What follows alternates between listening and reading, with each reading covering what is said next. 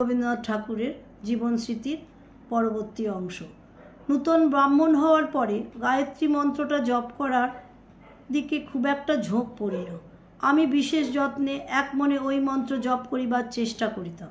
মন্ত্রটা এমন নহে যে সে বয়সে উহার তাৎপর্য আমি ঠিকভাবে গ্রহণ করতে পারি।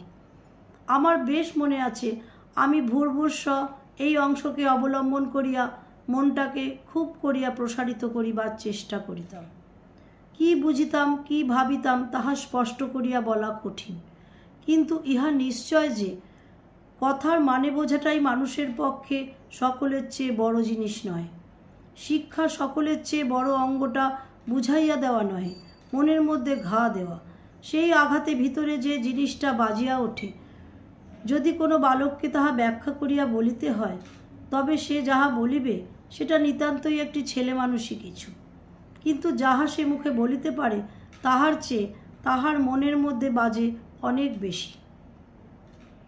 যাহারা বিদ্যালয়ে শিক্ষকতা করিয়া কেবল পরীক্ষার দ্বারাই সকল ফল নির্ণয় করিতে চান, তাহারা এই জিনিসটার কোনো খবর রাখেন না।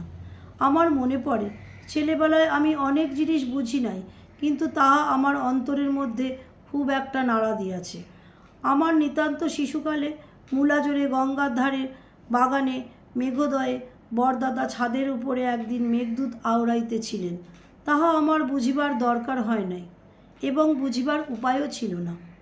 তাহার আনন্দ আবেগপূর্ণ ছন্দ উচ্চারণই আমার পক্ষে যথেষ্ট ছিল। ছেলেবেলায় যখন ইংরেজি আমি প্রায় কিছুই জানিতাম না, তখন প্রচুর ছবিওয়ালা একখানি ওল্ড কিউরিওসিটি শপ লইয়া আগাগোড়া পড়িয়াছিলাম। 15 আনা কথাই বুঝিতে পারি নাই, নিতান্ত আবছায়া গোছের কি একটা মনের মধ্যে তৈরি করিয়া সেই আপন মনের নানান রঙের ছিন্ন সূত্রে গ্রন্থি বাঁধিয়া তাহাতেই ছবিগুলি গাঁথিয়াছিলাম। পরীক্ষকের হাতে যদি পড়িতাম তবে মস্ত একটা শূন্য পাইতাম, সন্দেহ নাই, কিন্তু আমার পক্ষে সে পড়া তত বড় শূন্য হয় নাই। আজ এই পর্যন্ত। পরবর্তী অংশ পরবর্তী দিনে। নমস্কার।